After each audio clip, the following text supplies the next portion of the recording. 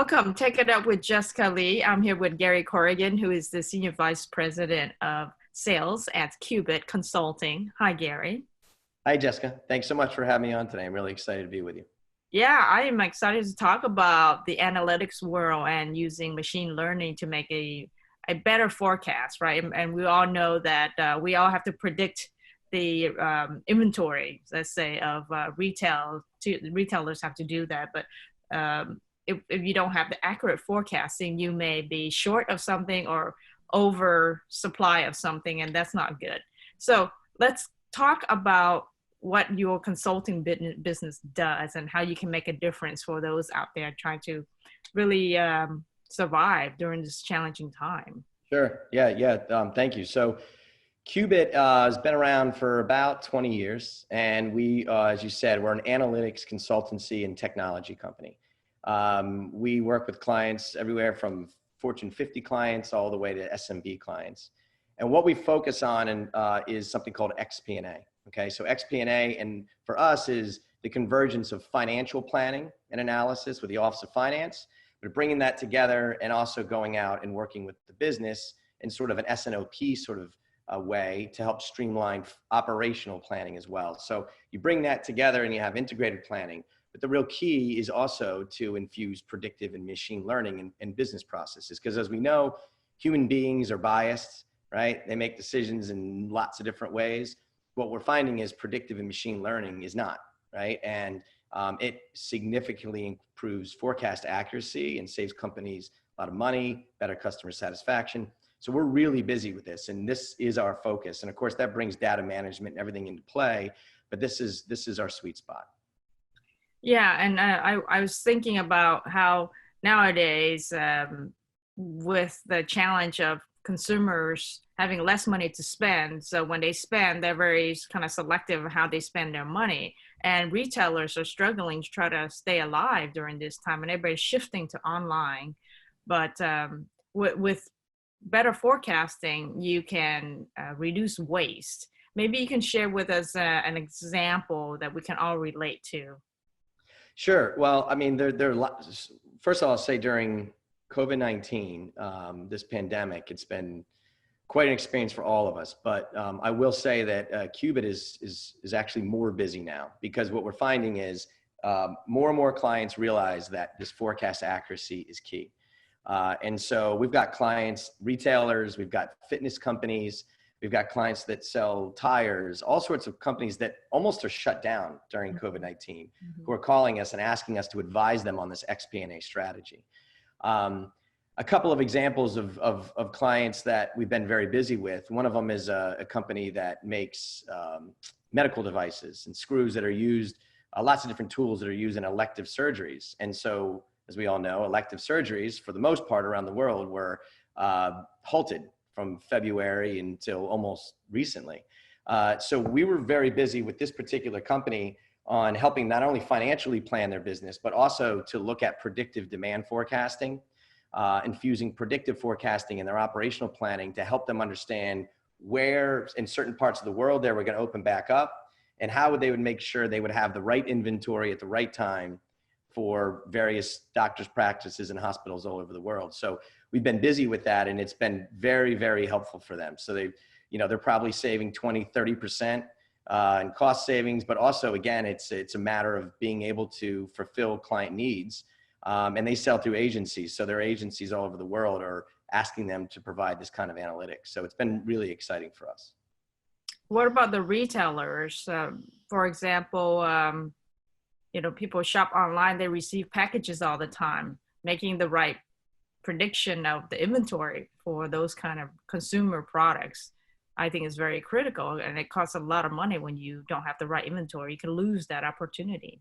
Yeah, so there are lots of examples about this. One of them we'll share is we've done a lot of business in the auto parts industry, and one of the largest auto parts aftermarket retailers uses us to help them do predictive demand forecasting, but also assortment planning. So when this ever-changing world, as you can imagine, as you said, clients are really looking at how do we better predict what parts we need, how we mix those parts together and deliver them in such a way and get these to our clients.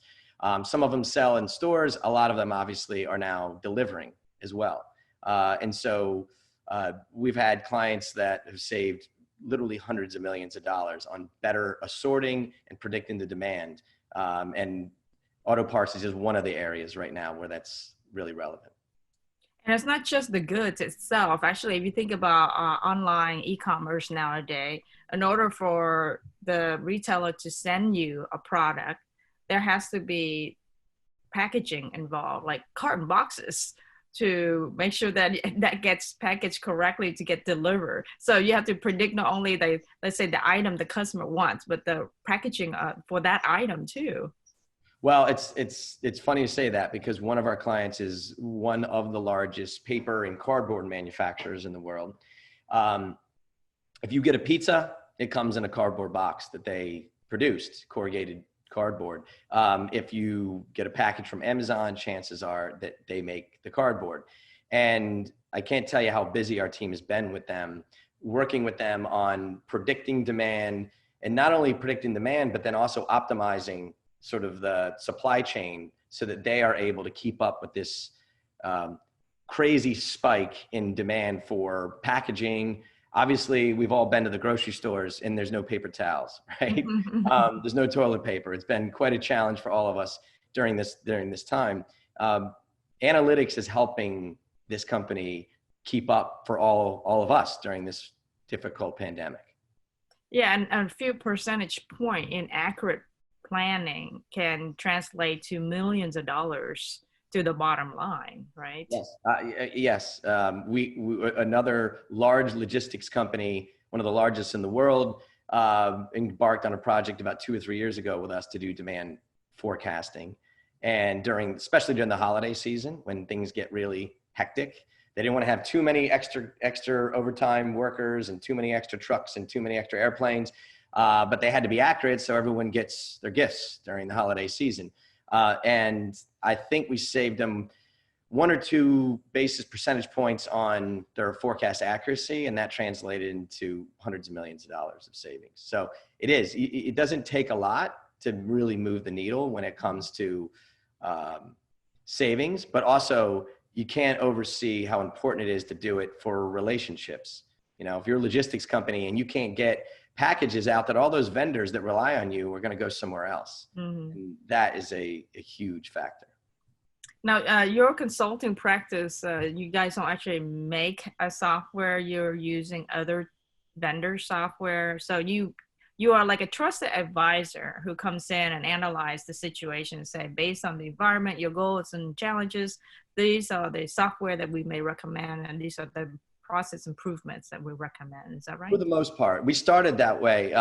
QueBIT started off really as a partner with a technology called TM1, which now is called Planning Analytics, and IBM owns it. We've implemented a lot of different BI solutions over the years. We've partnered with solutions like SPSS for Predictive. And now we're also a Workday partner as well. So we implement a lot of adaptive insights.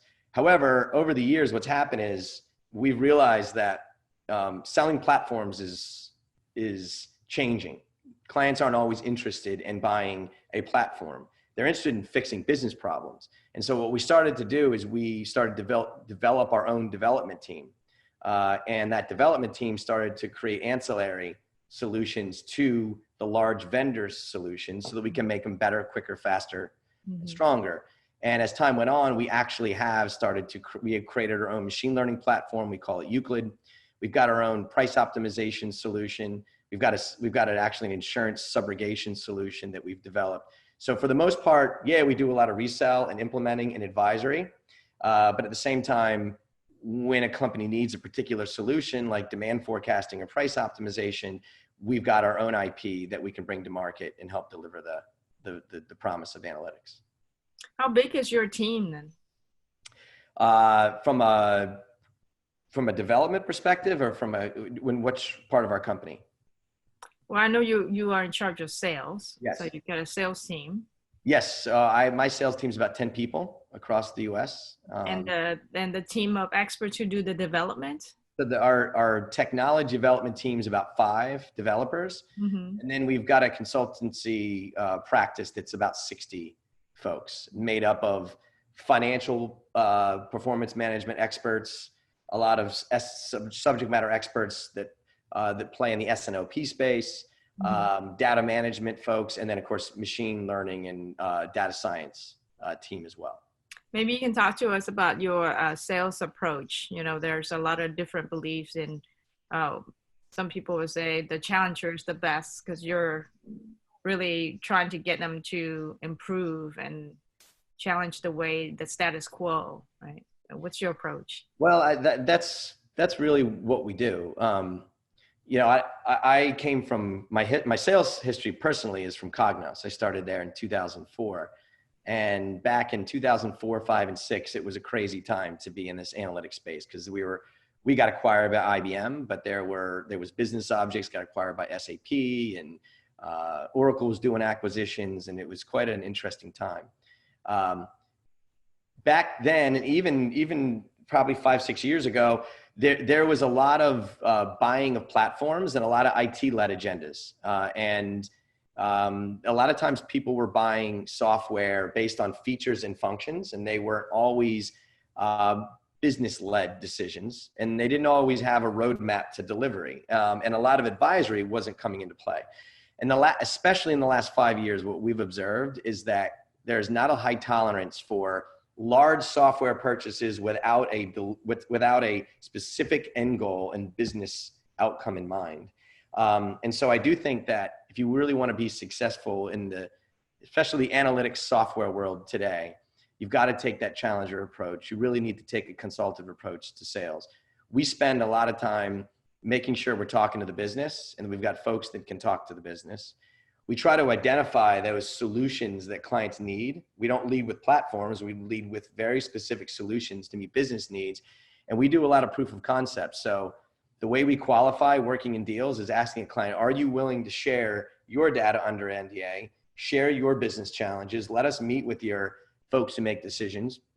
And if you're willing to do that, we'll do a pilot or a proof of concept. And in the pre-sales process, we'll partner. And then we'll get that first project delivered. And then we'll create a vision for the full XP&A journey. And it might start off in finance. It could start off in operations. It could start off in anywhere. But the key is creating that partnership and consulting the firm on really a long-term roadmap to success, but getting that first win because everyone wants time to value. Yes. So the first win is critical, and you try to make that in small bites, right? So the journey expands.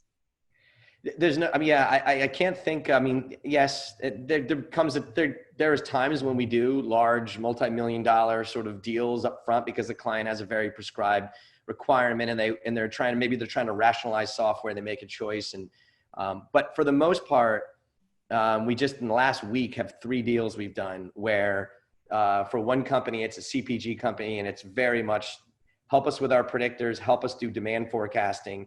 And once you've done that over 2-3 months and we've gotten that delivered, then we'll go tackle how we deal with getting SAP data and doing our financial planning and a lot of other analytics across the business. And I just think today that customers are not going to be tolerant of really large multi-million-dollar purchases where you can't get that quick win. You got to earn it. You got to earn it, right? You gotta earn it. Gary, so I'm glad to hear your business is doing well because I'm hearing a lot of other sectors are suffering. So good for you, right? What trends are you seeing as you're doing well here? Well, I guess what I would share is we're a member of a group called the Association of Financial Professionals, AFP, and it's a large think tank of financial, VPs of finance, CFOs, controllers. And in case you haven't gathered, we spend a lot of time in the Office of Finance, right? That's where we like to get into a company, and we're really good at talking the lingo of finance professionals. So as a member of that group, they recently did a survey. I think they surveyed about 600 financial professionals across multiple industries. And what they found is that of those CFOs and VPs of finance, 66% think they were looking at a recovery of anywhere between 3 quarters out and 5 quarters out. which is sort of a U-shaped recovery, if you will. And then they also surveyed them and they asked them, are you planning on doing any upgrading of your processes internally? And in turn, the technology to help you augment those processes. And 65% said, yes, we are.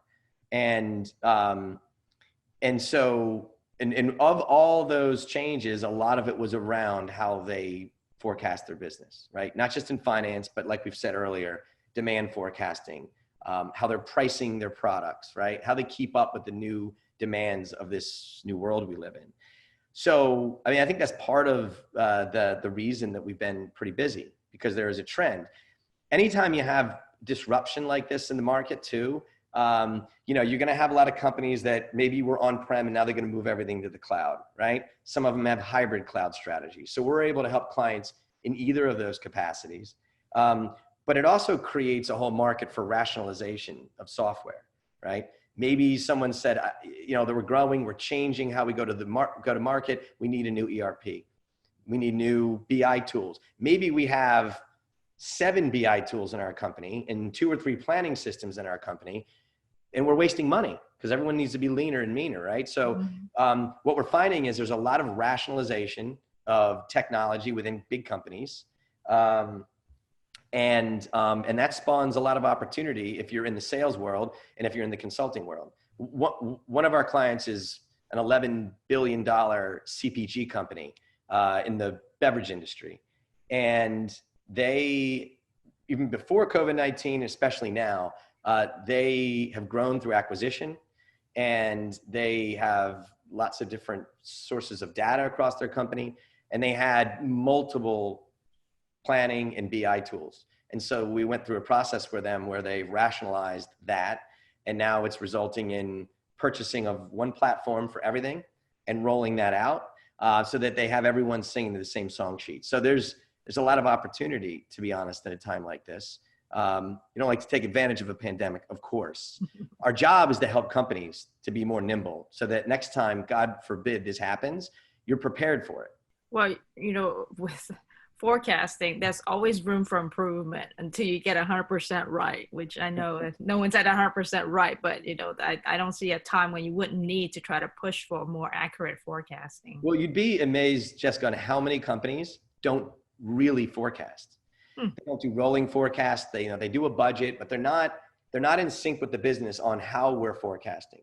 You know, QueBIT ourselves, when this all hit, we did our own COVID-19 reforecasts.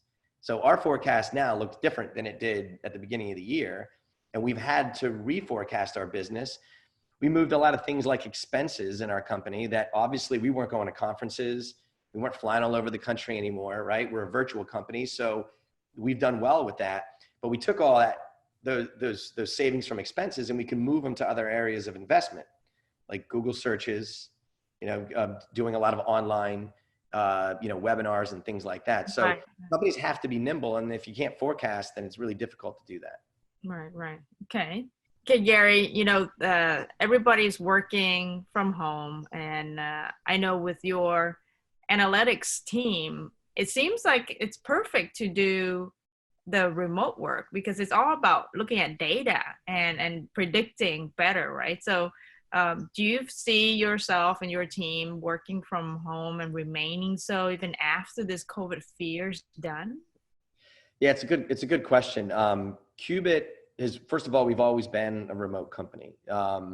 And we've got an office outside New York City, but for the most part, everyone's remote, everyone's virtual, working at client sites and whatnot. Obviously, during the onset of the pandemic, everything has been from home. And I will say that we've been very fortunate. We are both, you know, qualifying and selling pretty large deals, all of it through Zoom meetings like this, right? And through virtual meetings. And we actually are doing implementations, you know, multi-million-dollar projects with probably 12 or 13 consultants on projects, and all of it's remote. And frankly, we're coming in, you know, on time and under budget on these. So I know for QueBIT, even after this is done, I was on a call this morning with my whole executive team reviewing it, and we were looking at expenses last year versus this year.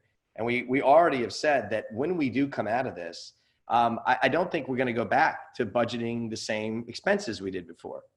Because if anything, we've got more leads coming in, we're doing more projects, and we're not out at big conferences and walking the halls at clients. Now, we'll clearly do it where we need to, but we're going to be approaching it differently. And, you know, I live outside of New York City, and I have a lot of friends and associates that, you know, used to go into the city every single day, 50-minute commute, 2-hour commute, whatever it might be. And many of them also told me that, you know, they're large companies, right? Big banks and others, we're probably not going to return to some scenario again where you're in an office every day all the time. Right, right. So I think kind of interesting. And so I think if you are in sales or in your technology consulting and sales, I think we're all going to realize that we can do our jobs in a new way. And that's one of the things that kind of comes out of this.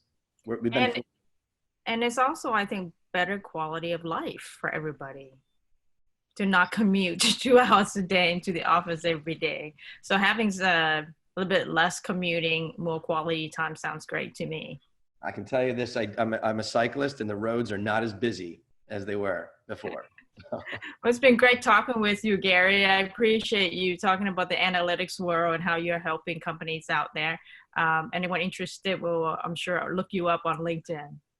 Yes, again, thank you so much, Jessica. It's been a pleasure being with you, and I wish everyone the best during this difficult time. All right, thank you very much.